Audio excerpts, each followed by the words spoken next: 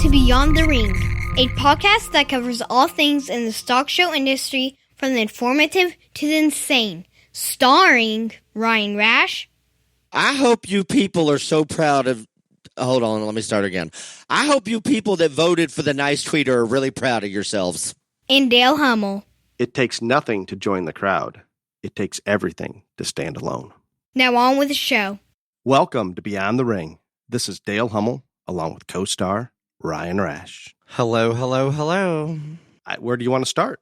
Dale, I understand that you are desperately mad at the world and in all kinds of anxiety, so please, by all means, just go. How about we just talk about the chameleon, that she's on the ground in Poland and going to fix everything? That's where you're going to start with camel toe? That's where we're going to start. This is embarrassing on the world stage, and not only embarrassing, we sent her over there. I'm sure people didn't hear this, but she made a statement trying to explain what's going on in Ukraine that sounded like she was talking to a kindergarten class, and I think she was talking to other worldly people. It was exactly that Russia is a larger country and Ukraine is a smaller country that borders Russia, and Russia invaded Ukraine, and that is wrong. That's pretty close. That was it. Yeah, pretty darn close. I think there was a little more, but yeah, it just shocks me. Shocks me. The problem is we have her over there. I'm hoping we just... I don't know why she's there, but there's nothing that she's going to comprehend about what's going on that's going to help this situation. That was not where I thought you were going to lead off, but I can go a lot of different places, but that one's probably, I'm hoping she's just a symbol of something. I don't know why. She's a symbol of moronic activity, but anyway, so let me sum this up for you people, because if we don't, Dale's going to be on here for like 900 hours. We may be anyway. No, I don't have time for that. I have a heifer moving into the barn right now in Houston. I don't have time for any of that. Because you have to unload the tack or what? I supervise. Exactly. They're going to be fine without you. I promise. I supervise. Okay. Will you even lead the heifer into the barn? Duh, she's my cow. Oh, okay. Well, who's showing her? Lane Hagen. But it's your cow. It's just like Jessica Rabbit is my cow. I have claimed the cow. Got it. Go ahead, please. Anyway. So, Dale thinks there's going to be nuclear war. Putin's not going to stop. He's not going to stop with Ukraine. The next one, after he gets this, whatever, he's going to move on to the next one. Which the next one, if you want to know why Poland is so up in arms about this, it's because Poland thinks they're going to be next. So, that's why Poland is like, we're going to bomb them, raid them, fly stuff over there, whatever, because they don't want to be the next one that drops. But the long and the short of this is, in terms of Putin, until the other countries get involved, he's not going to stop. The other countries aren't going to get involved because Ukraine is not a NATO country. So therefore, they really don't think that they have any say in this, but they should, because again, this is just the beginning. And they think that by strangling his economy and freezing out all this oil and whatever, that this is going to change things. It is not. And let me tell you why it is not. China will back him and has more money than God. So that's my opinion. We've provided most of that money to China.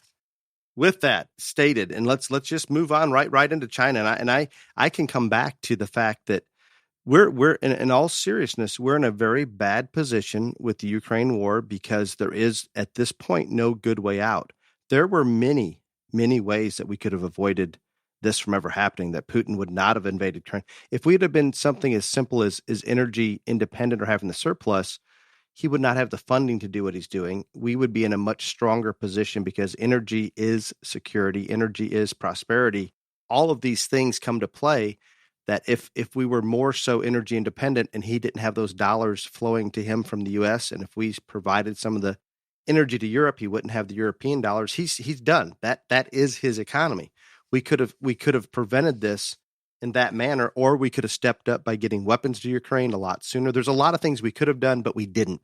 And we're in a very, very bad position right now. Ryan, you said Putin will not stop. I don't think he'll stop unless others stop him. You would agree with that? That's what I said. Yes, it's simple. And right now, our administration, unlike Poland, and I understand why Poland, you're right. Poland is nervous. They're on the radar, period. They're next, maybe. So we don't seem to want to offend Putin. the bastard that's killing women and children by the hundreds, bombing, unintentionally or intentionally, hospitals, just civilians, and we're worried about offending him. I take issue with this. I am as nervous about the crazy bastard pushing a nuclear button as anybody. I promise you. I've thought about this every single night since it started, the different scenarios, every possibility that you could imagine. But I've come to the conclusion, and I don't know, because I believe Putin to be completely unpredictable. However, when we back somebody like him into a hole or put him up his back against the wall where he thinks he's going to lose power, maybe even lose his life, I am confident that he cares about one person, and that's him, nobody else. So if he thinks he's going down, I would not be surprised if he brings the rest of the world down with him. And that's screwing with the entire human race on this planet. And I know that sounds extreme. People are going to think I'm crazy, whatever. I'll get plenty of mail on it. But that's the reality of it, folks. If he chooses to try to take the world out because he's going down, which he could, that is a problem. So I don't have a solution on how we do not put him in that position where he does that and still stop him from what he's doing. We're in a terrible situation that could have been prevented. Right now, you're going to have to draw a line in the sand at some point because, as Ryan said, he's not going to stop. I would prefer to back him down now than later. The longer this goes, the more power he thinks he has, the stronger his threats of nuclear destruction are going to be taken, and the more confidence he gets is a problem. And we have one person, Ryan, that's watching every action that Putin takes and every reaction by the rest of the world. Who is that? It's not Biden. No, it would be Mr. Xi, Mr. Chinese. So he's watching, and it makes perfect sense to me, Ryan. And maybe I'm wrong, but I feel very confident this one, that now Xi has a playbook, and he knows exactly what he can and cannot do, and what sanctions to expect and prepare for prior to his takeover of Taiwan. This little puppet he calls Putin, and that's his little puppet buddy. He sends him in there. He can see there's more of a response than he thought. So he's going to adjust everything he's doing, prepare for any sanctions that may be placed upon him for doing such, and know what he can and can't get away from, or with, I should say. With that stated, I think when he takes over Taiwan, if he does it with less military force, I don't think anybody's going to even we would almost give him a green light to do it, kind of like Biden. Well, you can have some of it, but just don't take all of it, not a full-on invasion. It's all just crap. And I don't know what happens if the rest of the world, right now we're sanctioning Russia, as you said, we're not buying their oil, not buying other products. Who benefits from this? I understand why everybody said we have to stop buying Russian oil. I get it, but I think it hurts us way more than it hurts Russia. And it'd be easy if we opened up our energy and took the but he's not doing that. No, he's doubled down. He's tripled down. He made the statement that he's going to do everything possible to lower fuel cost. Bullshit. He's doing nothing. He's also made the statement, no drilling, no more drilling, period. He said that multiple times, and then he contradicts himself. What we're doing everything. He's not. He is not. And the country that benefits from everybody else not buying the Russian products, all of a sudden, China gets cheap oil. China gets cheap wheat. They get all kinds of products from Russia, and they can absorb a lot of those. It's amazing how I look at this as Russia's the little bitty brother that we can handle outside of that crazy bastard's button that he's got there on the nuclear side. The rest of it, his army and his military, obviously beneath the nuclear threat, is nothing. His nuclear threat is real. I'm hoping that the nukes will perform like his army has, and it's not very good. So I don't know, but she has no doubt he's going to go beyond. He's got Taiwan on the radar, but I promise you he's going to go further and further, just like Putin will. And we have to stop him. We don't have a choice, and the outcome is very concerning to me. But you keep saying that, but no one other than Poland is saying, "Oh, we're going to do something to stop him." You, like everybody else, can say till the cows come home. Right. That it needs to be stopped, but I don't see anybody doing it. I did hear our Secretary of State, Mr. Blinken, I believe. I don't know. He says MiGs, yes, when he's over there in Poland. Yep, we're gonna backflow the MiGs to Poland. Poland's gonna give their outdated MiGs that the Ukrainian pilots know how to fly to Ukraine. Then we can take out some of that convoy. We can do all this. A day later, the White House comes out and says, "Oh, no MiGs. Nope, it's not. We're not going to send them." That's because Biden is afraid of Putin being upset again. And now their excuse of it is, well, the MiGs really wouldn't help them. They've got air defense systems setting in on the border of Russia and Ukraine that can take all those out. It's almost like they think they can cover the entire country of Ukraine with this one defense system. And I call bullshit on that, because the Ukrainian Air Force has been up and it is functional. So they're saying there's no advantage to giving Ukraine MiGs. I don't believe that. I believe that Biden is afraid of Putin's response. And I get it. I absolutely get it. Putin makes me nervous every single day, period. But Poland is the only one. Well, I shouldn't say that. I think there's a lot of countries that are going stronger than we are, but I feel the Biden administration is almost holding those countries independently and NATO back from doing any more. I feel that way. And I'm not very proud as an American because of it. I think everybody is saying that he's got to be stopped and this is horrible and all this other stuff. But other than Poland, I don't hear any other country talking about, okay, so this is what we're going to do to stop him. No, but I think other countries have come out strong, like Switzerland, even putting their nose into it, or Sweden. But again, I think are they saying, well, we're going to send you bombs and planes? No, Poland is the only one. Everybody can sit here and say that he's horrible and this is an atrocity and whatever, till they're blue in the face. That changes nothing. Nothing. You're right. And I don't changes nothing. I don't want to pretend like I have a solution to this, but I know the solution isn't to allow it to continue. It is hard for me to even imagine that this is happening today, an unprovoked attack like we have from Putin. I don't think he expected this kind of world. I guess the world coming against him is hard. Not just the governments, but just the population of this planet knowing how evil he is. And I think he gets off on it. I don't know. I do. But you made the comment about him at 70 years of age riding around shirtless on a horse, and he's a very odd person. So I don't know. I'm just telling you that. Because with all this bad press and all this bad publicity, if he was really concerned about it, the answer is not to go bomb a maternity and children's hospital like he did today. So clearly he doesn't care. You would assume that, it was an accidental bombing, but probably not taking really precautions. I don't know. I just don't think they're hitting their targets. I think that just lob them in. I don't think they're targeting it, but I don't think they're not. Does that make sense? Okay, so, all right, let's just say that was an accident. They've had at least 3 or 4 ceasefire agreements. He's violated all of them. Exactly. Again, if he was concerned about what people or the world thought about him, he wouldn't violate those. I'm telling you, he gets off on it. You're right. I don't have another explanation. I worry. So where we're at right now, I think we're talking, you hear rumors of $200 a barrel oil. And if we do not reverse Biden's energy policy back to the old Trump policy, that's very possible. And people have no idea what that's going to do to the cost of everything. We were already in horrendous inflation. We were already seeing increased fuel prices. And then you throw this on top of it. Just crazy. Ryan, do you notice how the Biden administration is starting to spin this inflation and fuel prices now? I don't listen to him. I can't listen to him. The administration, we've got talking points coming now, and you're going to hear more and more of them. It's called and I don't remember what they actually had a name for it, but it's the Putin inflation, basically, that Putin is responsible for all the inflation. Putin is responsible for all the oil prices and fuel prices and energy prices, even though we were already going that direction pretty hard and had accomplished a lot in that direction prior to the war. Now, if Biden blames it all on Putin, he thinks he gets a free pass going into the fall election. Yeah, that's not going to work. Tell me the American people aren't that stupid. No, I don't think they are. But, okay, again, I want to say something, and I want – people are not going to like this. I really do not think the answer was to, at this point, do the boycott on Russian oil when we are already at the highest gas has been in history. So now we're going to cut out like 10% of our supply and all this. I don't think that was the answer. No. Maybe that should have been the answer before he ever went in and invaded.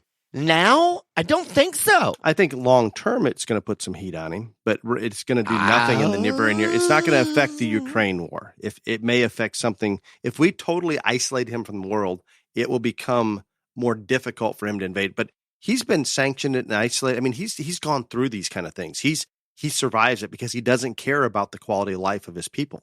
So those things you would think, wow, I don't want my people starving. I don't want that. He doesn't care. He does not care. And I want to bring up another point. You say all these sanctions and all this other stuff. Okay, that's great. And I get it. And like, whatever. At some point, if he continues, he's getting kicked out of NATO. So he ain't going to worry about paying sanctions. Well, no, he's not going to have to. Just the sanctions from a standpoint, we're not allowing him to sell his products, not any fines necessarily. That he isn't going to. I think we're dealing just with United Nations there, and that's irrelevant. NATO's strength is simply the fact that he's afraid that all the members of NATO, if he attacks one, he is truly afraid they will all come after him.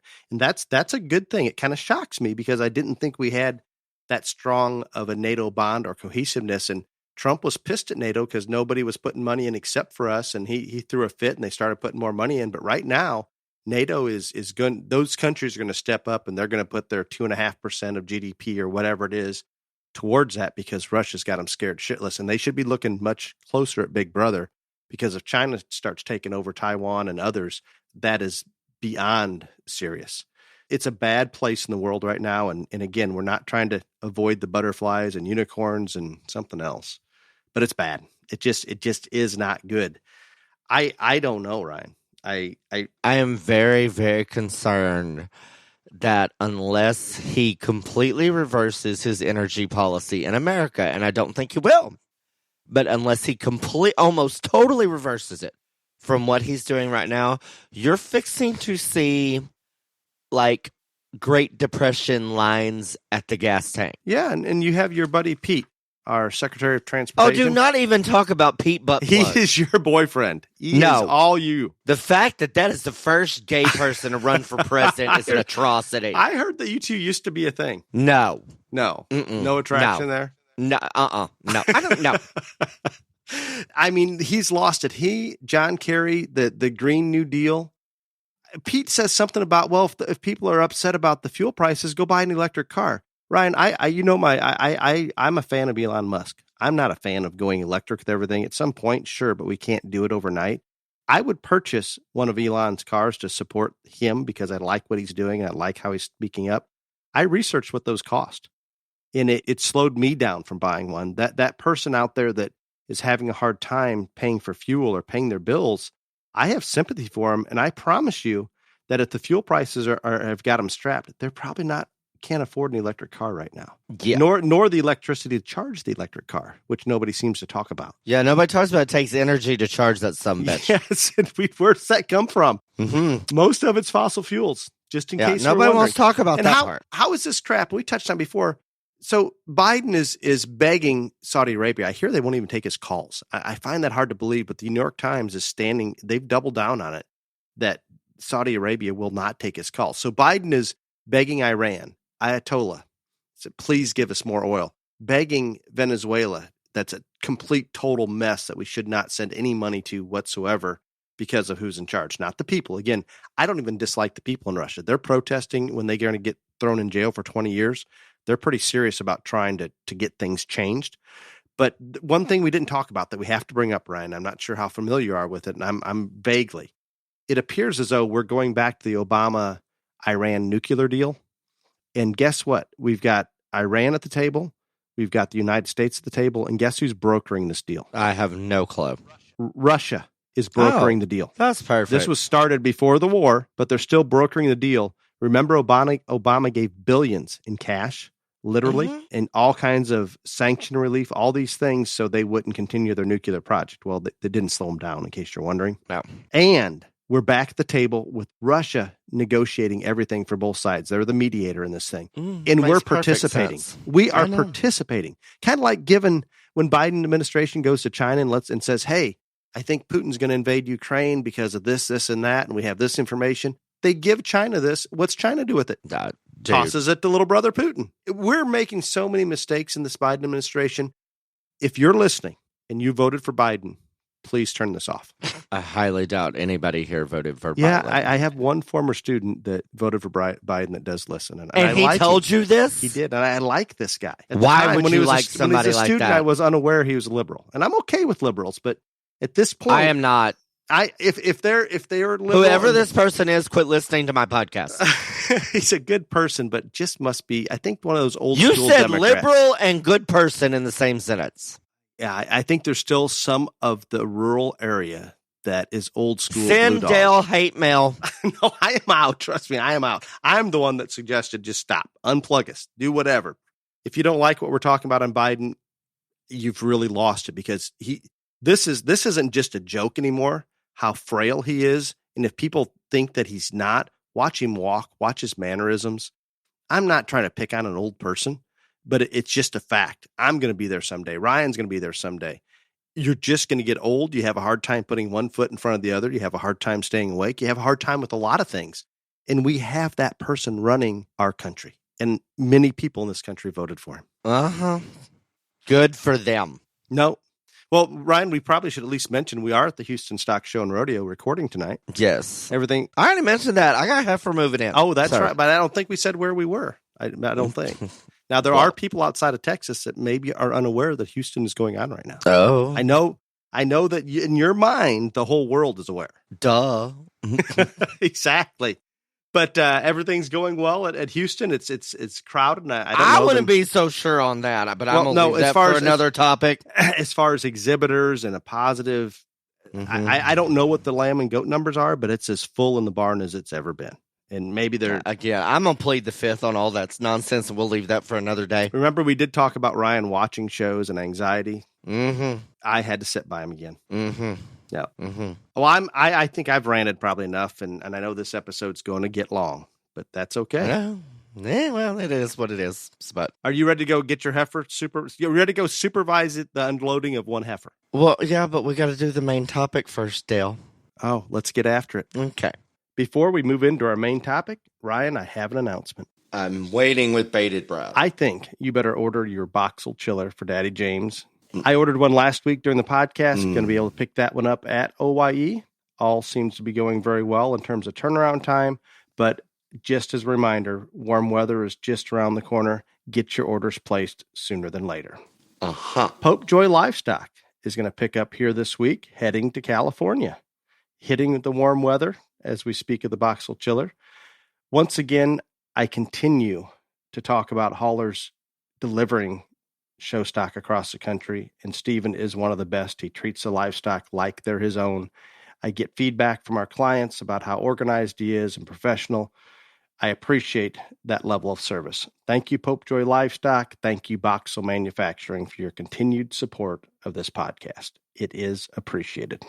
Main topic time, Ryan. Okay. Do you have any announcements on the top 10s? I am going to read off a top 10. We just had... Points get updated at least once every week, but we don't post when they get updated on social media, but they get updated once every week. But the points lady texted me earlier tonight and said that there was a new update, and so I'm going to read the top 10 overall cattle, because I don't think we've read those yet. And currently in first place is Grace Grosetta from Cottonwood, Arizona. And again, if I mispronounce these names, I'm sorry. Second is Catherine Haish of Queen Creek, Arizona. Third place is Tyler Lindsay of Laurel, Mississippi. Fourth place is Chloe Dugan of Stanfield, Arizona. Arizona is like literally killing it, but they've had a bunch of shows. Fifth place is Lane Hagan of Yoakum, Texas. Sixth place is Vivian Lou Thompson of Troy, Alabama. Seventh place is Carson Robb of Weatherford, Texas. Eighth place is Dallas Ritchie of LaPorte, Indiana. Ninth place is Mason Norris of Casa Grande, Arizona. And currently in 10th is Faith Campa of Golden Valley, Arizona. So that's the current status of the overall top 10 in the cattle standings. Excellent. Congratulations to all 10. The topic at hand, Ryan, I believe came to you after you left the show. You called me, and I think you were cranky about possibly those that did or did not help in the ring. Would that be correct? I don't remember exactly when, but yes, I do remember there was a show that I didn't have great ring help at, and I was a little cranky about it. So yes, that's where I think this topic came from. Now, before we get into this, we need to remember nearly all the ring help across the country is voluntary, and the vast majority of them do a great job, and they're very, very much appreciated. However, we do run into situations on occasion. Let's start off with the person that calls the classes. I'm old school. I don't understand those show apps, but my kids get on there and I can utilize those once they load them on my phone. All great. I need the more information I get on what class they're at the ring, the better. Because of my anxiety issues, we'll usually get ready way early. But if I have this information, we can condense that down a little bit. The other way of calling classes, the traditional way, is we get on the microphone, or they have a person on the microphone to call the classes up one ahead of time, or one or two classes ahead of where they're at, and just kind of update the barn on where it's at. Unfortunately, the microphone system isn't always the best, and sometimes we can't hear them. So I'm a fan, even though I don't understand which show apps. I couldn't even tell you which ones they are, but I really appreciate those. I don't have any of the apps. I know there are several of them that send out text and like what class is going in the ring, what class is getting called up there. And there's a lot of shows that are using those now. I think that's very helpful. A lot of people post on Facebook. Their show has a Facebook site. They'll say, class 67 is in the ring, 68 and 69. Please make your way to the show ring. And so anything that you can do that way, that helps. But also, like, I know the topic is ring steward etiquette, but I guess we're going to open this up to everybody that's just kind of helping at a show. I think the one thing that if you're going to be the announcer is if you've got enough volunteers that you can have one person dedicated just to calling the classes to come up there, that always helps, because the guy or the gal that's announcing the placings or the sponsors in the ring, it seems like that the thing that gets lost the most is calling those classes to the ring. And so, and again, not all PA systems are great and stuff like that, but I think that if you can have two people, one that's just designated just to call classes to the ring and the other person to kind of handle what's going on actually in the ring, from the placings to the sponsor announcements, all that kind of good stuff, that will help out a lot. But calling classes to the ring is one of those things that it seems trivial and like people don't listen, but they really do. And it helps a lot. I know like not everybody has enough people in their camp or in their family or anything else like that to have one person just sitting up at the ring watching or going to check to see what class there are. We always did and always do. But, like, not everybody has that luxury. So calling the classes for the masses is a big deal. Ryan, let's talk about the person that checks in the livestock or the exhibitors right at the gate. This is not an easy job, and I think it's one that sometimes we put people there that are capable of getting a little cranky with people, so they get them up to the gate. So I don't know necessarily how to approach this, but we have to be firm. We have to be confident. We have to make sure those kids are getting to the gate so they can get into their class in time and organize all that. But at the same time, let's remember this is part of the experience and try to stay as positive about it as we possibly can. I think that's the worst job there is. I think so too. I'm just going to be super honest. Like, I think it's terrible because, and it's partially because that's the person that you have to deal with right before you go in the ring, and like everybody's nervous and everybody's tense and whatever. And so like, yeah, they have a horrible, thankless job and getting everybody lined up and getting everybody in order, because like a lot of these shows, they send them in by birth date or by weight or, however they were on the class sheets. And then there are people that are late. So like, you're yelling because you don't know. Most of these people don't know every kid at the show or every family or even half of them. So they're yelling because they don't know who it is, trying to for everybody to hear them. And then they think, well, quit yelling at me. And so, yeah, it's a thankless job. But yeah, it is a really important job, because I tell people all the time, and like people make fun of me because I don't like doing lunch breaks or anything like this. But like when you get in a flow as a judge, then you like to stay there, and it just makes things happen a lot easier. You get into a rhythm, you know how things are going. And so then when you have to wait on a class because not everybody's there or not everybody's lined up and stuff, it just breaks up the flow. And so that person's job is really important, but I think it's probably the hardest job and also probably the most stressful job. No, agreed. And people like Ryan, remember a story you had, I believe, at Fort Worth where you wanted to be the last one in, everybody's standing there not wanting to go in. Mm-hmm. Guess who's the one yelling at you? That person trying to get you to the gate. Yeah. And in pig shows, a lot of times they're fighting to get in first. In goat shows, you're trying to fight not to go first because that goat's probably not going to lead without another one in front of them. So it's a battle. It really is. And I think sometimes we put extra duties on them, and especially here in the North and even in Texas, that if they're expected to check for paint or to check for fake hair or something like that, you've got to give them another person. One person can't do it all. And that person that's responsible for making sure everything is following the rules, and every show is going to be different, and some aren't going to have any rules other than let's start at noon, as Ryan would say. But if there are those things in place and those people are given the task to check for those things, make sure that person's been through this and understands it. Otherwise, it really turns out to be a disaster. And unfortunately, that person's going to have some pretty tough skin and maybe just a little more confidence than most to be able to tell some of those exhibitors this doesn't work. So let's give those people at the gate just a little bit of appreciation from the standpoint it's the worst job. It really is. And if they have to have somebody that's helping them regulate some things coming in, it gets even more complicated.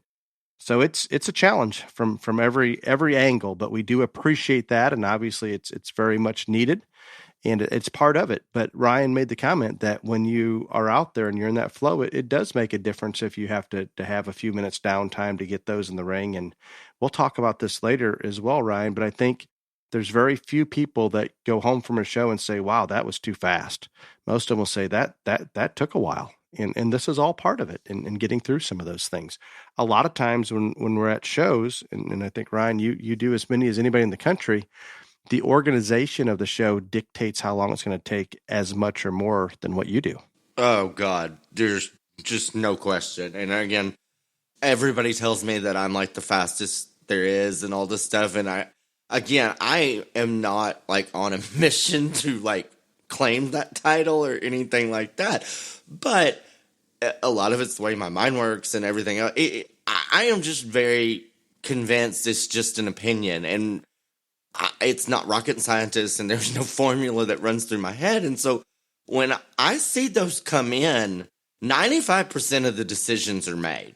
I mean, it's just how it is. And so I go through, I talk to the kids, I look at them from every angle, we walk them again, all this other stuff. But very few times do I ever see something after that first impression that greatly changes my opinion on that animal. It does happen. And so the organization and how they get them into the ring, and how it's not just getting them into the ring on time, it is also how it is flow is in the ring. And if you've got enough people to push the animals and lead the animals and all that, and all of that makes it what it is. And so I will judge them just as quick as I can. But if they're not in the ring, or once they're in the ring, we're not getting them moved around to get placed, then it can still take hours and hours and hours.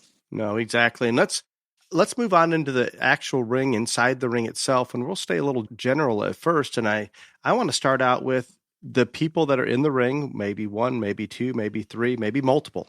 Hard to say, but one of the things that I have been asked many times, Ryan, and I'm sure you're very familiar with getting asked the same thing, is that the ring stewards will come up before showmanship and say, okay, do you want us to help? What do you want us to do? They're usually looking for more instruction than they are for the regular show, because they assume that there is a certain way to do it or not a certain way to do it. Yeah, and I get asked at every show on the showmanship deal, and I understand why they're asking, because I guess there are, some people that think that they should kind of be more on their own.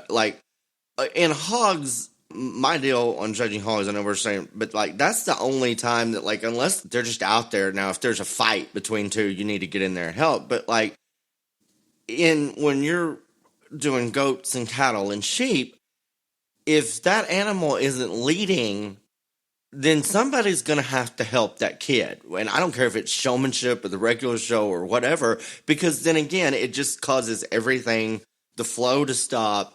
it causes multiple problems. So I've never taken off because a ring steward had to help a kid make one move in showmanship. No, and it doesn't even enter my mind. It's not even on the radar. But No. but you do get, as a judge, you do get that question a lot, and it's interesting. You hit on it, Ryan, that there are some shows, and it seems like there's some old school parts of the country, different pockets throughout the country that they're very firm that even if it's a pig show, and you said we don't need as much there unless they're fighting or something, but they'll put the boards down and just step out of the ring, whether it's irregardless of what the species, they think it has to be all on the kids. And I get it. And that's tradition maybe in some of those places. But just as Ryan mentioned, if some of those animals won't move, you have to help them. If there's pigs that are fighting out there in the ring, you have to get in there and do it. And then there's other shows, whether it's a county fair, a jackpot, a state fair, whatever it may be, that will have the ring help out there and work through it for the most part like they do the normal show. And I don't think there's going to be any judge, Ryan, and I shouldn't say any, very few judges that are going to be negative because a kid is getting help from that ring steward to get the animal to move for whatever reason it isn't. And I think the thing about showmanship that is so important, or at least when I judge it, how I look at it, is that's really the learning experience for the kids, because I do go through, no matter how they place and hey, you did this right, but you need to do this better, whatever, yada, yada. Well, if you aren't able to do your best because somebody won't help you because your animal won't lead or whatever, then you're not going to be able to show me the very best you've got. So I can't critique you as well and try to help you out there. So yeah, I don't understand that train of thought or theory. And you are right. And it is more prevalent than what I think anybody ever knows. And even when you say, hey, help them out, whatever, it doesn't bother me, they still don't. They look at you like, are you sure we want to do? I think it's a tradition thing, Ryan, from very long ago. And I see it more in certain pockets and at county shows, usually that this county some judge came in 55 years ago and said, I don't want any help from these ring people. The kids have to do it on their own. And then boom, that's the law. That's what I can best attribute it to. Yeah. Bad idea. And I get it. If show officials have a strong opinion on how they want it run, I'm going to work with that. They come up and ask the judge or myself how I want it done. I'm probably going to tell them to work it pretty much like you do the normal show. And it's fine. It's no big deal. And hopefully everything goes smoothly. But that is something that's out there. And I think depending on what part of the country and what pocket you live in, I think it's probably viewed differently. The next one, before we get into individual species. Well, yeah, but hold on 1 second, because you just hit on something that I want to address. So you said that there's times where the show officials have very strong opinion on how things need to work, and that's not just showmanship. That's in the regular show and all this other stuff. See, I kind of take issue with that, because what the purpose of ring stewards and people that are volunteering to help is to make it to where that judge, whether he or she, has the easiest time evaluating, seeing, and making those decisions.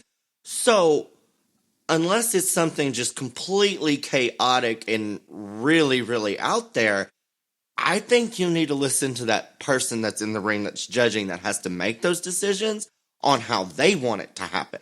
And your opinion should not be there. Because again, at the end of the day, when these people get in a truck and go home, they're not going to say, you know what? That ring steward screwed me.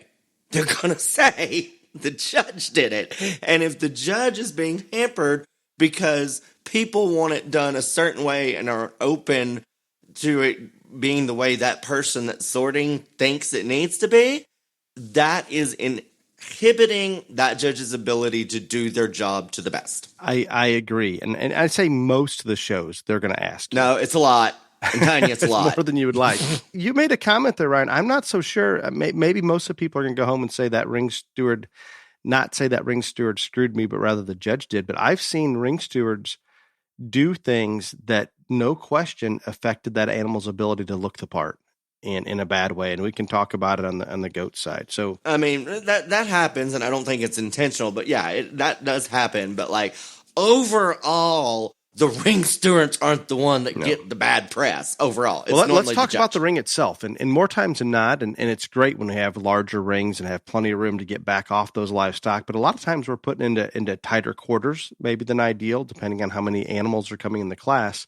So the ring use itself, if there's something that I have a request for the ring help or the ring stewards, is if we're in a relatively small or moderate size ring, let's push those cattle, those sheep, and those goats back. When we're walking, let's use all the ring.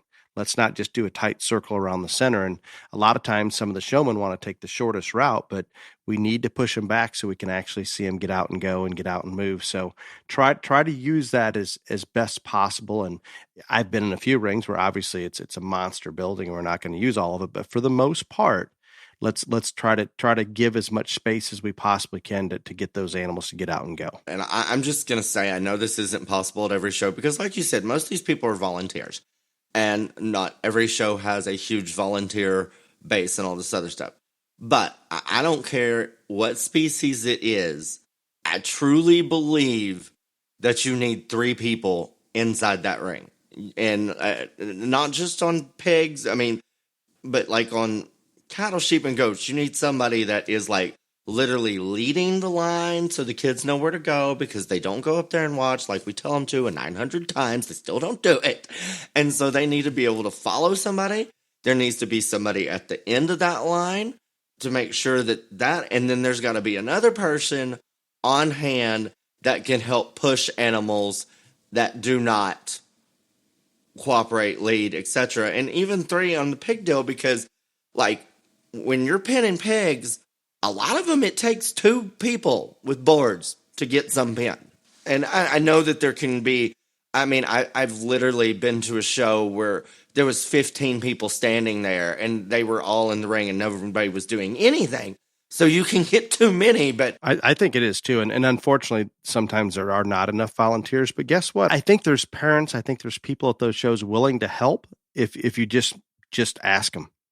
And hopefully ones that have been in the industry and done this before and understand it. But I agree completely, Ryan, with 3 in the ring. If I've been to a lot of shows, and I'm sure you have, where we have one individual out there that's trying to record placings, and that's the same individual that's trying to give them instruction. That's the same individual that's trying to get them to move from point A to B.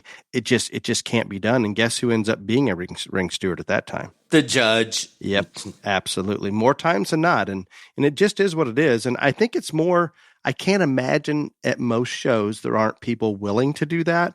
We simply need to reach out to them. Yeah. And hopefully they'll come in and do a nice job and it all go very smoothly. And I think not only for the convenience of the judge, but for the benefit of that exhibitor to have a positive experience. All of these things contribute to that. And I know when I get done judging a show that went really well and we had good help, it was well organized, great kids coming in and out, it's just a different feeling than those nightmares that you get into that you can just see it's just not working. And I think that those exhibitors probably get that same feeling, and it's not as good of an experience for them. I do have one other thing about ring space and ring use. And Ryan is not going to have an issue with this whatsoever, because I don't believe you walk around the front very often. I believe you talked about Cherie yelling at you one time for not walking around the front of some Herefords. I watched the animals come in at the beginning and you see their front. So I don't have to physically go walk down the front of the line, Cherie, but thank you for your input there, Dale. I will walk around, not always. Sometimes I do, sometimes I don't. I will walk around the front and look at that front end skeleton if I missed it for some reason when they came in, or if one had stopped and for whatever reason. There are times I walk around, and if you're pulling those animals, if the ring steward's got those animals coming up too close to the gate, I'll walk around, I'm looking down at my toes and I'm seeing nothing. But I think most people probably walk around the front, whether they should or shouldn't. Let's give them some space, or that judge some space, so they can actually get some benefit out of it if they chose to do so. And again, I don't think it's something that you have to do, but if that judge wants to, let's make sure to leave enough room so they can do that. One thing that I do not think can be said enough, and again, I know this is volunteer people 99% of the time, and I understand it, and we appreciate all the volunteers that help out in any capacity. If you're going to be in the ring, inside the ring, with the animals and the children, there is no animal in a livestock show that likes somebody to move very quickly or fastly or jumpy or anything like that. And I know there are people excited to be there, excited to be at the show, they're excited to help and all this other stuff. You just take it down just a little bit, because if you will act calm and smooth and relaxed, then that's going to help, because an animal feeds off anybody, whether it is the showman who's nervous or jumpy, or there is a ring steward in there that's overly excited and moving too fast. It does not help things. Or a child running up and down in front of the bleachers. Well, that's not a ring steward. No, but talking about people jumping from topic to topic, Dale. Yes. I that is why I'm trying to do this, because I am the worst at it, absolute worst. Mm-hmm. And I agree with that, Ryan, and I see it, and I mean, for the most part, it doesn't happen, but it does occasionally. And it does. Yeah. Oh, it does. Well, let's dive a little deeper into some of the specific species, and I'm sure there's going to be some overlap, but. In a hog ring, Ryan, just you talked about 3 ring stewards. How much help do you want, and what do you want them to do in the hog ring? I think 3 is a nice number. I think you can go as many as 5. I think after that, unless it's just a ginormous show where the classes are, 20 plus every single thing, then you're probably getting too many cooks in the kitchen. But because in a hog show, for example, somebody's got to let them out of the gate first. The vast majority want them to come out one by one. That always doesn't happen because, another one comes up from behind and pushes its way through. And that happens, and that's part of it. But somebody's got to let those out of the gate. And the one thing that I don't think happens enough in hog shows is, I know that every kid is told you've got to stay in front of the judge, you got to stay in front of the judge, and I get it. But you got your 15 seconds coming out of the gate, so I could see your animal. Until they all come back, I think that the guys and gals with the boards in the ring could do a better job of making sure those ones that are out there stay back and away and aren't trying to run under the judge while the other ones are still coming in. And then, after they all come in there, I get it. It's a dogfight to get the attention and all that other stuff. But let's utilize those ring people to make sure those kids and those hogs stay back off, so every kid can get that first 15 to 20 seconds of undivided attention. I think that's very important, and it doesn't happen enough in hog shows, in my opinion, that part. Then, of course, most hog shows, we're going to pin the top back, and that can go relatively quickly. And so you pin one, and most of these kids see it and they head off that way, but it never hurts to get that pin open, have somebody there, get that pin open ready, guys and gals with boards, help assist, all this other stuff. And normally the ones that are getting pinned have been worked with a lot. They have been helped, because those kids work hard at it. They're going to be the ones up at the top of the class a lot of the times. So those aren't going to need as many, but I'm telling you, as soon as I turn around, if I'm pinning 5, I know 3 that are going right then, almost every class. So if you've got multiple people out there and I pull 3, then you've got one person to each help guide that kid into its pin. Then you go through, I go through however many we pin, whether it's 5 or 10 or whatever. I go through, tell the kids something good about their hog, why they're not staying in the ring, or why they got placed where they were, even if you have to place all the way down, you tell them why. And then I think a lot of times that they're worried about the ones that are pinned, and there's not enough people to help get those ones that are leaving the ring out. They just kind of they're like, okay, let's give these kids a round of applause, and they open the gate, and then there's nobody there. And every class, there's 1 or 2 that don't want to go.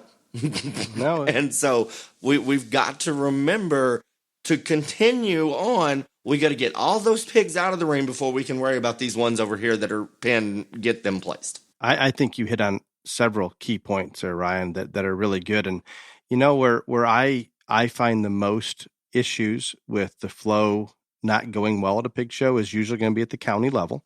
And I think you hit on it very well. That pig may never have been in a ring before. Maybe that's the only time it's ever coming into a ring. And I can promise you the first time in, they're probably not going to go in and out of the gates like you want them to, and all of those things. The kids that are showing on a jackpot series or the national circuit or whatever it may be, those kids can probably come in and out with very little assistance from the ring stewards. But others are going to need some. Or if we have a pig that day that's hot or too intelligent and knows where that outgate is and wants to go back to that pen, there's always going to be those situations. And I think we adjust those people in the ring accordingly. Now, I get into situations where there's plenty of ring stewards there, but some of them just are on the fence visiting with somebody outside the fence while there's something else going on over here. So if you're in there, let's make sure you're efficient. And I've seen great ring stewards all the way down to some that maybe they're a little more old school and thought the kids had to do it themselves. I have a short story. One of the first pig shows I ever judged very long ago in California. It caught me off guard a little bit. Like during the Great Depression? It was shortly after that, especially if you were to ask my son Chase. He'd say between World War I and II.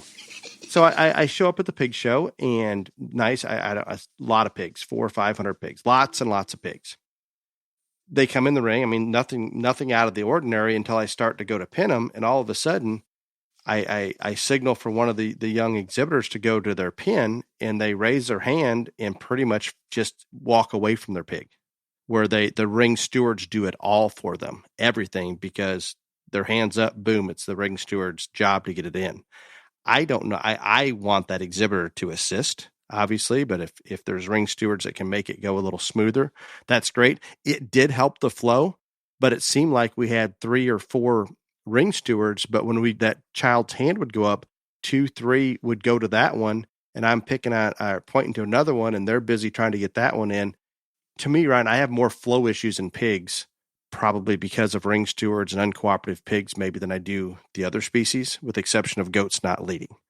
So there is some of that, and you'll get into some other situations where those ring stewards really don't need to do a lot because those kids have been to 15 jackpots and they get in and out of the ring really well on their own, and it just moves through there smoothly.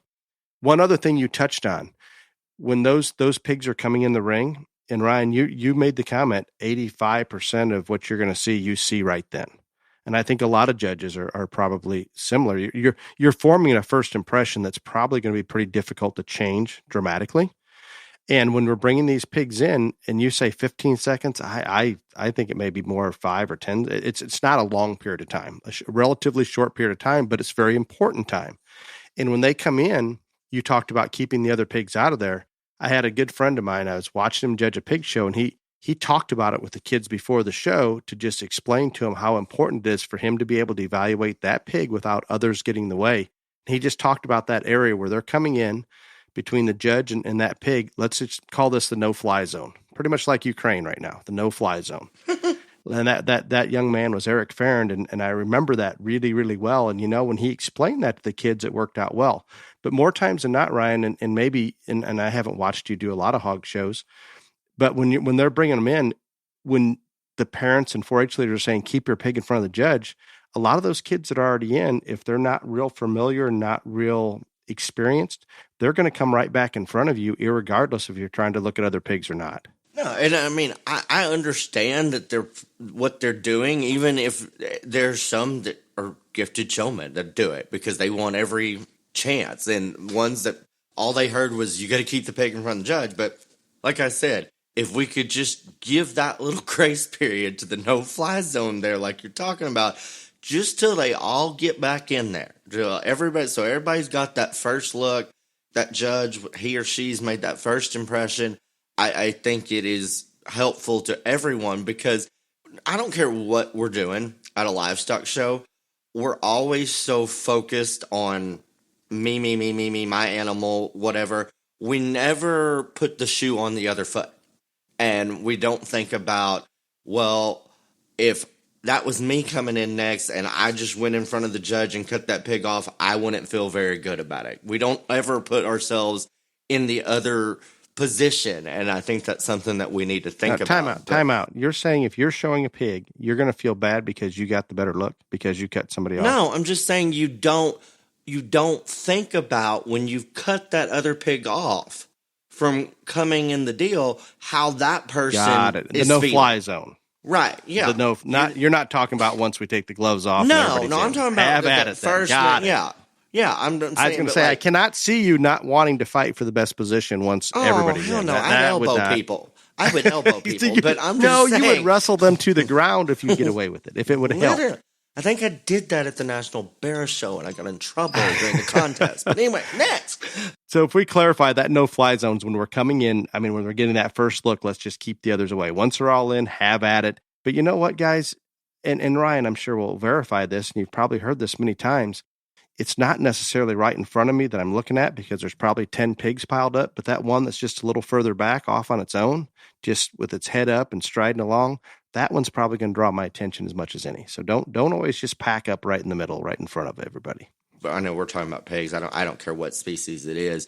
You can't see anything down at your feet. You can't see any animal that way. No. I don't understand the people that walk. I mean, yeah, I walk in and look close at some things and stuff like that, but like there's nothing down at your feet that is going to help. No, I have to stop for a second. On occasions with Cade judging, remember we got the pig handle, so he's going to want to get right on top of him one time. Yeah, well, are you going to try that or not, Ryan? Are you going to try the pig handle? I have asked Cade for a lesson on this.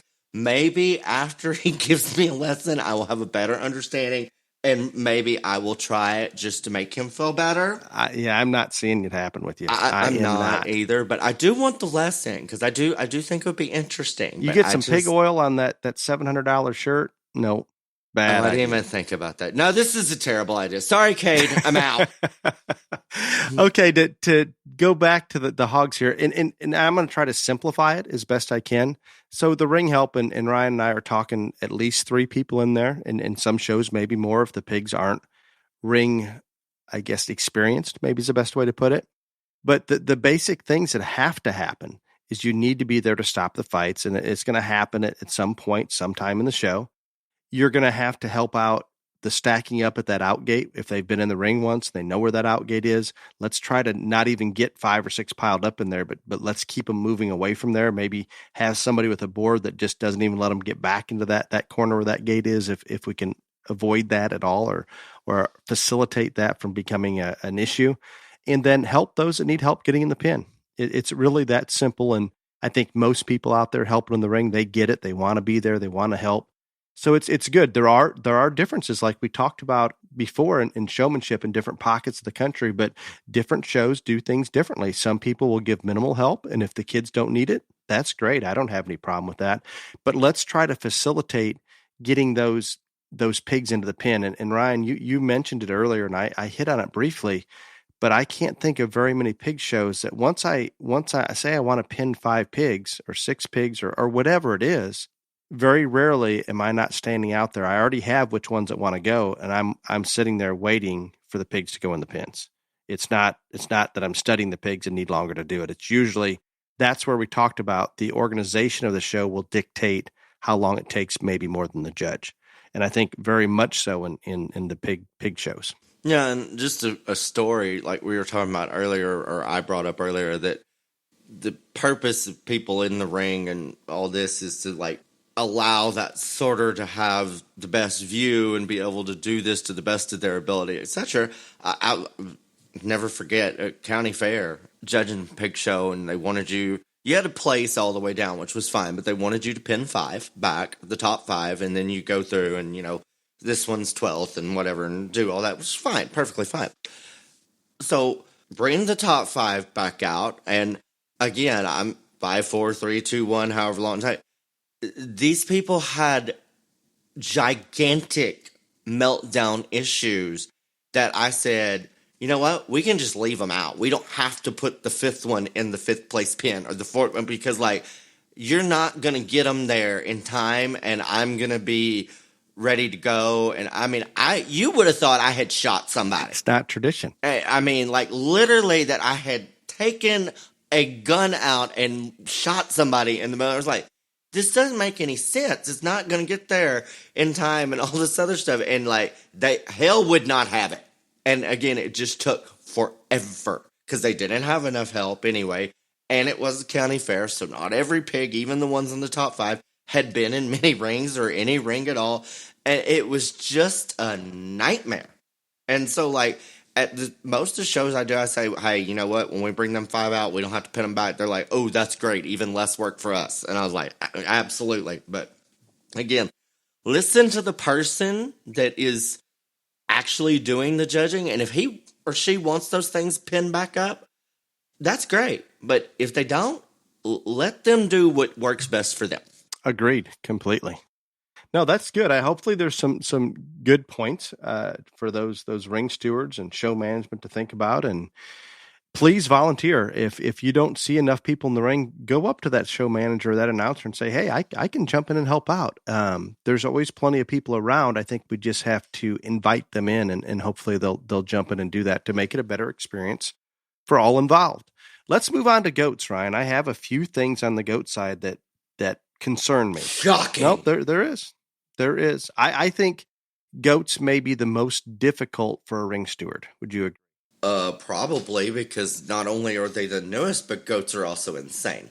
Yeah, the damn things, irregardless sometimes of how much time you spend at home or time you try to get them to lead via chain or halter, they get into a ring, and partially because they're a herd animal, that goat that is expected to lead, if they're lining you up by weight or in a certain order, and you have a goat in first that just is not going to lead, he'll follow one maybe okay, but will not take off on its own, that's going to be a problem. And I think just in general, not every class, but a lot of the classes, there's going to be one or two goats in there that just are going to choke down on that chain or not lead on the halter or whatever it may be.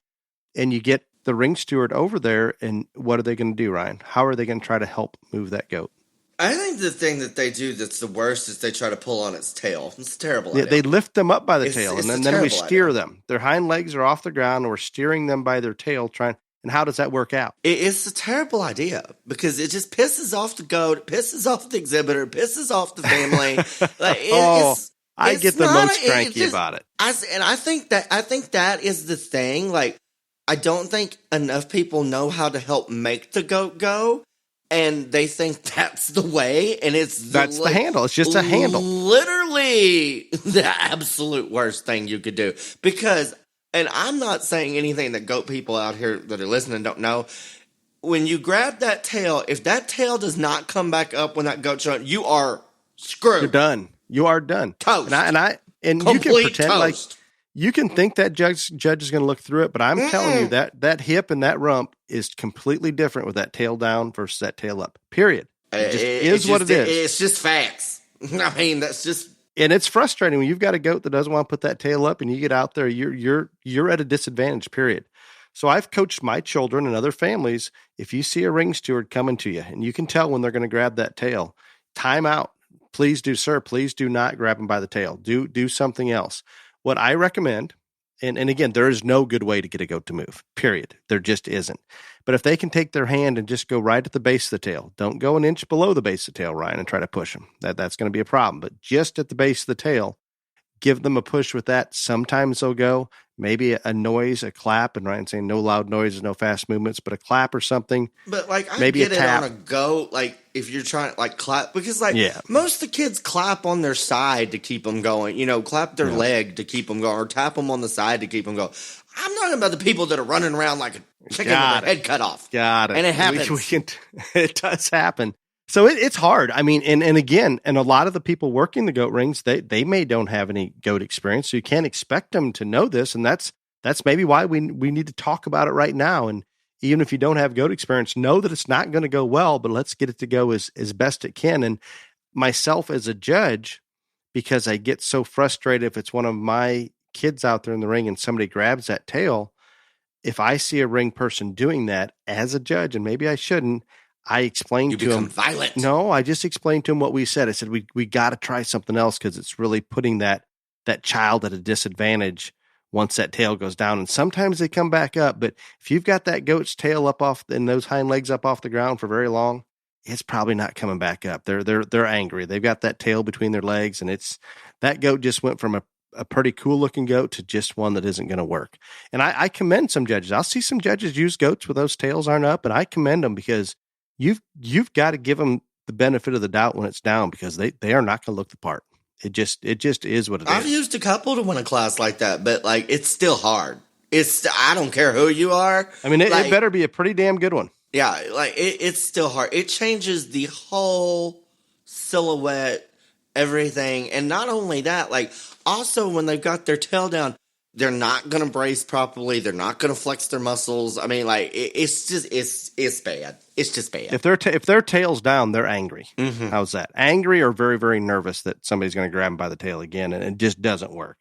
So with that said, exhibitors, you have to do everything you can to try to facilitate that animal leading. And I don't, if that animal won't lead on a chain, and you'll see some of the times in the neck chains where that exhibitor will get on it hard enough that goat can't breathe, and it's kind of choking them down, or they even go down on the front knee once in a while. We can't let that happen. Let's put a halter on them and see if that works better. Or I'll find some with a halter on that they're just sitting there trying to drag them.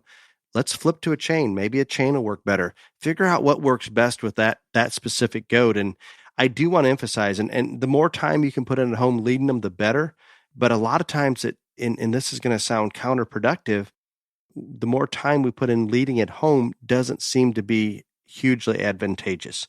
The more shows they go to and the more time in the ring does seem to be advantageous. We've had some of our best exhibitors that we've sold goats to, and I learned this from a couple different Texas families, Ryan, that would jackpot really hard. That young lady was one of the best I've ever seen, and for the most part, she would maybe grab those goats the first couple of weeks she had them and get them to where they would set up for her. And we're just talking just a brief amount of time and let them loose and put them back in the pen. All of her educating of the goats and walking of the goats would be at a show. And those goats behaved better for her that way than if she would have spent hours at home every day. I can't explain it. I don't understand it, but I absolutely see it. Yep. Not disagreeing. I don't know if there's a solution on how to get goats to move. And for the most part, that is the biggest hurdle for a ring steward in the goat ring. I mean, for the most part, we can tell the kids where to line up. Ryan talked about have one of them there to show you where to line up and do those kind of things. But let's think about it this way. Do we need more help or less help? I've seen both cases, Ryan, where I'm the ring steward, and I was at a show recently viewing this show, and you had several ring stewards out there, and these ring stewards would literally tell you exactly where to stop on a dime, run back and forth, do things that were, to me, distracting. That's what I'm telling you about, the running around like a chicken with your head cut off. That is not distracting as me watching, and I think would be more distracting as a judge. And this same show, here's a real short little story. So I don't know, there's 8 of them out there in a line, and he's pulling them in bottom to top to place those that made the sale or whatever it may be. So the judge pulls a goat in. The young lady that was in line behind that goat, there's a space there of 4 or 5 feet, whatever space that goat in front of her was taking up. But once the judge pulled the goat in, he went right to the goat behind that one and was really studying. I mean, just zoomed in on it, Ryan, just looking at that girl's goat. And what do you think the ring steward's doing? telling her to move. Telling her to move up to fill that little 4-foot gap or whatever it is. And I understand that. But that lady looked at the ring steward. You didn't have to ask what she was thinking. And she did not move. They were at a standoff. The girl did not move until the judge was done looking at that goat, and then she politely moved. And you could tell the ring steward probably wasn't happy about it. But more power to that girl. When that judge is honed in on it, I'm with her. Your thoughts? The ring store would probably been a lot less happy if it been me, because I'd be like, back up, Chuck. But so we have to be careful. I think it's all done with the right intentions. There's no question. Some of those ring help that work that hard and try to micromanage, they're busting their butts. But I think in a lot of those shows, especially with the experienced showman, they pretty much know what to do anyway. So maybe sometimes less is better, if that makes sense. Now, I'm not saying all of them, but at those shows where those kids are pretty experienced and they understand getting in and out of the ring and they understand where they're supposed to stop behind each other, it's less distracting, and it maybe even allows the show to go smoother if we just take a deep breath and relax a little bit. The story that you talked about, and the judge is bearing down on that animal or whatever. If the judge would have wanted her to fill that 5-foot gap, he would have motioned for her to move her goat up the line. So, yes. One thing that in general, I think we need to do a better job of, paying attention to what the judge is doing, where he's looking, or she's looking, how it's going, and all this other stuff, because you don't ever want to interrupt when somebody is homed in or studying all this other stuff, because a lot of people get all jiggy about them not being perfectly in line. And so they'll walk up and tell somebody to circle around and get back in line. Well, if the judge is literally looking at that animal, evidently they don't care that it's not perfectly in line with everybody else. They're trying to study the creature. So exactly. I think a general tip, let's try to pay more attention to what the judge is actually doing at that moment and maybe not like try to interrupt things. And each judge may be a little bit different, and maybe it works fine. But I think at the micromanaging point, we're too worried about the mechanics on where each goat should be rather than the judge getting a good look in the flow. And that's the best way I can put it. Mm-hmm. Ryan, are you ready to move on to cattle? Well, what did you forget about the sheeps? Yeah, we can go to sheep. Let's do sheep. The problem. Why do you never want to do sheeps and no? I goats? do. I'm like that's. Remember, the frame sheep don't like us, and the crunchy lamb people don't like me. No, the crunchy lamb people do not like you, sir. Leave me out of that stuff. You'll let them slide by once in a while, so they're not mad at you. No, that is not what I said. Oh, sweet let's do some sheep. For the most part, the same as goats, except that's why when we have these things, you should do it like the same time because it's pretty much the same thing. I agree. I honestly forgot about the sheep. Exactly. I would have circled back after the cattle, but right, guys, it's the same thing. There is one thing, and this doesn't ascertain itself to ring stewards necessarily, but I'm starting to get more and more questions, Ryan, in the judges. When we have our hand on the sheep, there's sheep kids that can put their hand under that chin and keep their other hand off them and get them to move out pretty freely and do it. I mean, you can evaluate how they move in that skeleton, but there's a lot of sheep kids. It's hard. It takes a lot of time and experience to do it. We can get around the ring fine, but usually if they've got their hand under that lamb's jaw and they're pushing up just a little bit, we're inhibiting how those hind legs go and how they push forward in terms of forward motion. And we're not getting a true evaluation of their skeleton and how they hit the ground. Some kids can do it, some kids can't.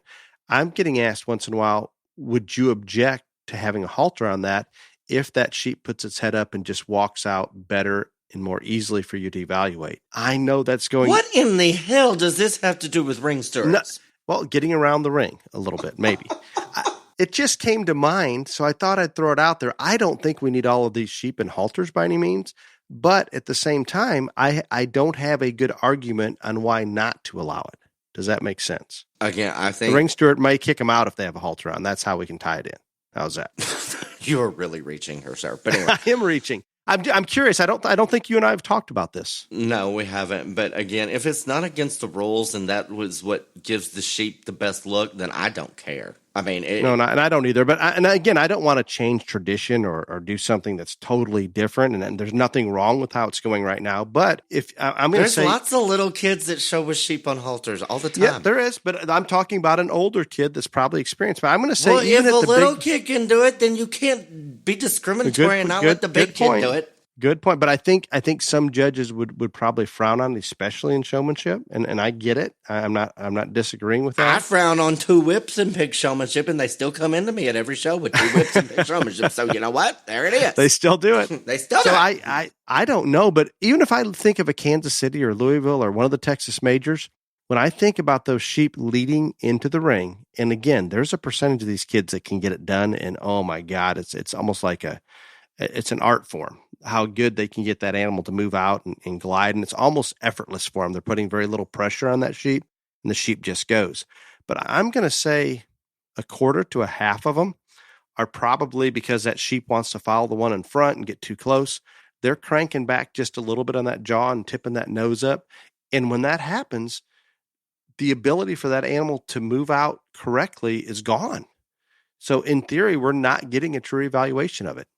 Yeah, we're going to move off this topic, but that is my rant for the day. Oh, lovely. Other things about sheep. I mean, for the most part, I think the same things we talked about in the goats. Yeah, I think that's why I wanted to do. I think it's pretty much... So we can say we're done with sheep. I think it's pretty much the same thing. Again, the one thing in the sheep deal that I see sometimes, and it doesn't happen when I judge per se, because like very few times has it, and I have done it, but I mean, very few times has it got so close where I had to stack them side by side to handle them again to see, which way this was going to work out. I think when there is judges that do that a lot. I think that's when ring stewards probably have the most trouble because it just seems like there's always a problem when that happens. And so it's just out of the ordinary for them. Right. And so if you've got somebody out there that's doing that and they do it the first time and, I think as a ring steward, probably the thing to do is to walk up and say, hey, is this something that's going to happen a lot? And if it is, then how do you want to handle this situation when we take them back out, after we get them side by side, are you going to go down the front? Are you just going to handle them? How do you want them to walk back out? Because again, when you do that, if you take them back around, then the lineup is different. So if there was a preliminary lineup, then it's going to be flopped. So I think that is one thing that you need to ask whoever's doing it. How do you want us to handle this if this is something that's going to happen throughout the day often? Agreed completely. And I can think years ago, I used to do that once in a while before sheep had so much muscle that we didn't have to worry about little differences in muscle. But anymore, the top end of these sheep, they're in my own opinion, they've got enough muscle that maybe we ought to sort them on quality and build rather than just a little bit more muscle. And so I don't think we're seeing it as much now maybe as we used to. But it does confuse the ring stewards at times. Mm-hmm. Okay, we are on to cattle. Mm-hmm. Ryan, there is one thing that I want to talk about because I run into this too and do the same thing that you do, and I maybe it's because I sort more goat shows and a handful of sheep shows, but in the smaller rings and when we have that confined area to better facilitate the flow, how do you, once those cattle are pulled in, how do you want them to lead off? I want them to lead off what everybody thinks is back-ass words. And let me tell you why. Exactly. And I'm with you. I am with you. Because I do not understand how... Well, maybe you just don't know how the right way is. Maybe that's it. I don't care. I'm the person judging. My way is the right way. But the first thing you do when you do it the typical way is you cut off half the ring in the width-wise because you've got to turn that circle and all this stuff, and then they've got to walk tight down, circle that's down the back, the line of the other ones. So you have literally cut off half the ring already. If you'll just start at the end, the opposite end. Just like a goat or lamb show. Yeah, and just let them take off. It is so much easier. They're already on the outside, the edge of the ring. You don't have to worry about this snaking around and all this. Oh, and they cannot grasp this concept. It's not what they're used to, Ryan. And I do not care. And I'll have them do the same thing if I'm in a larger ring, I don't care. I'm sorry. I want to give a shout out to the Northwest District Show in Enid.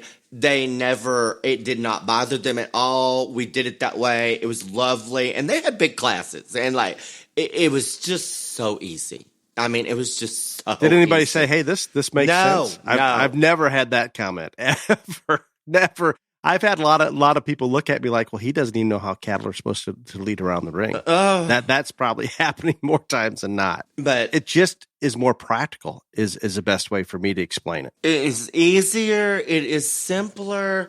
It is so much more efficient. It is everything. I'm serious. Just give it a chance. Just give it a chance, people. Just. I'm going to adjust according to ring size, but yes. It's definitely more efficient. I don't care what size the ring is. The ring at the Northwest District Show was plenty ass big. You couldn't anyway want to, and this still worked better. But it does confuse kids. I don't think many people. I don't care. I do not think many judges have them peel off that way. I'm just saying. Well, they should. And I don't know how you and I came to agree on this, but it is very logical. Very, very logical. And I mean, that is the thing that I get.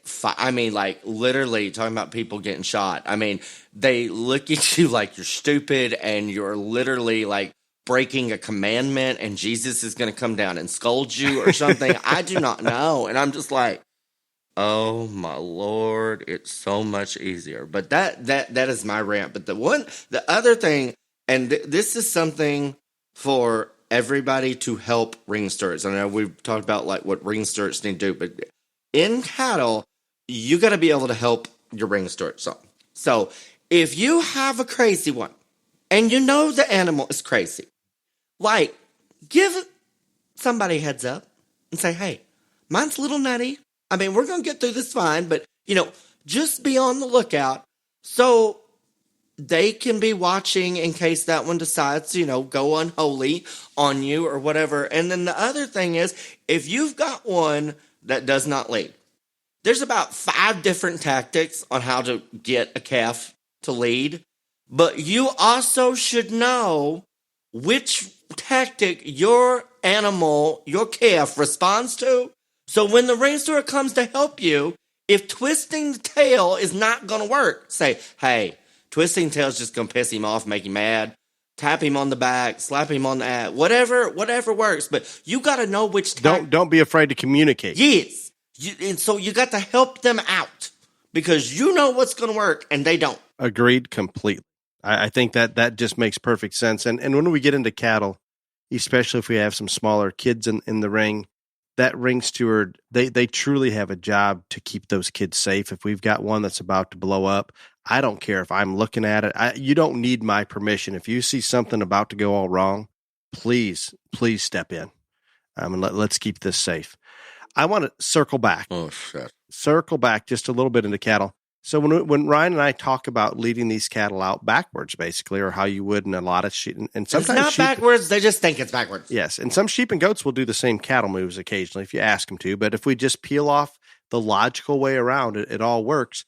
And this does cut off time in the ring. There's no question that speeds up things.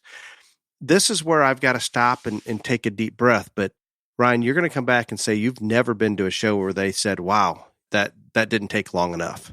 That show got over too soon." That's very unusual that happens. No, people gripe about me being too fast, but normally it's the prima donna fitters that think they need 4 hours to get their calf ready. And so their opinions really don't matter that much to me. But it's a little push. So what I'm going to say, that time that kid has in the ring, okay, I'm going to take put the parent hat on here, or the grandparent, or whatever spectator is out there. If that time for that exhibitor and or those watching, maybe we need to find a happy medium. Maybe we don't need to do things. And I don't move cattle like that necessarily to speed it up. I think it just works better, just as Ryan talked about. But sometimes we do need to think, if we've got a small class and you already know what the placing is, maybe we just need to take a deep breath and pretend that I don't quite have the placing yet and give them a couple extra minutes of the ring. That's hard for me. My life is about efficiency, and I think it might be even harder for you, Ryan. Would that be accurate? Yeah, it doesn't work. I'm just, no. I am not the sawdust or dirt, chips, whatever. And again, I've been called almost everything in the world, but slow and indecisive is not amongst it. So no, I would agree. It's just not me. And again, like, there's a show coming up, and these people have voiced concern about how fast I am, and they're a smaller show, and and all this other stuff. And I just told them, I said, if you are really this worried about it, hire a different judge. I said, because at least you were upfront with them. I said, because I am not going to, you should never ask any judge to change the way they do things, because again, then that is going to put them not at ease. They're not going to be on the right mind frame, everything else, all this other stuff. It's just setting yourself up for disaster. So again, if you are a show that you want it to drag out forever, then you need to take that into consideration when you're picking who you hire.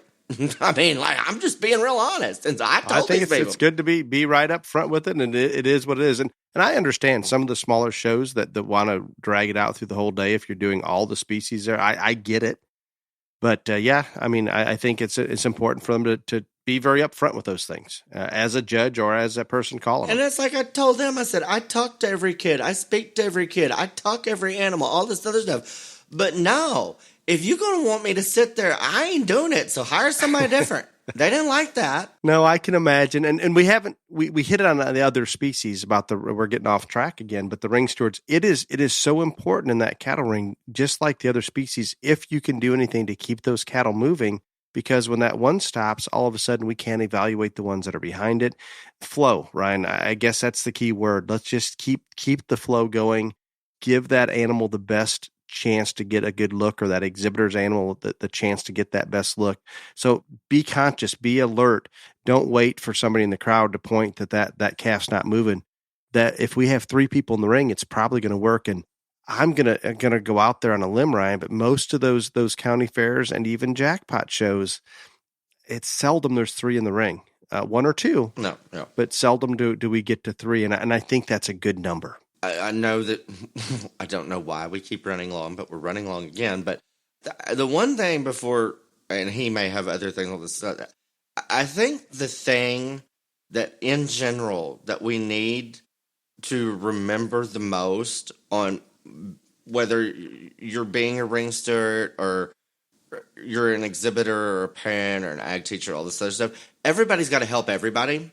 And so again, if you have an animal that is not going to walk if you're the first one in and they're lining you up that way, like tell the person at the check-in or would say, hey, there's no way in hell this one's going to lead out first. So can we get somebody else to go in or whatever? That's why if I am ever asked as a judge, do I need them lined up a certain way? I say, absolutely not. I don't care. As long as they come in and they're supposed to be in that class, have at it. Because there are animals that are not going to do that. Or if you know yours is crazy or stuff like that. Everybody's got to help everybody. So, yes, the ring stewards got to have as much information as possible to help you.